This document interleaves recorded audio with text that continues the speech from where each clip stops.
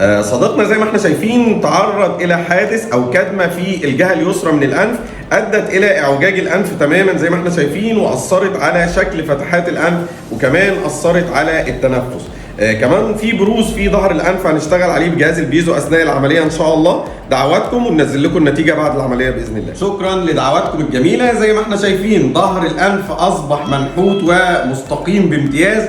طول الانف اللي كان طويل جدا تم تقصيره، ارنبه الانف تم رفعها وتحديدها ونحتها. تماثل فتحات الانف تم استعادته عن طريق اصلاح اعوجاج الحاجز الانفي، وكمان لعلاج ضيق التنفس من الانف عن طريق اعوجاج الحاجز الانفي. جهاز البيزو كان ليه دور كبير جدا في نحت ظهر الانف زي ما شفنا، وكمان تصغير عظام الانف من اعلى. شكرا ليكم، في انتظار تعليقاتكم على الفيسبوك واليوتيوب والانستجرام ان شاء الله.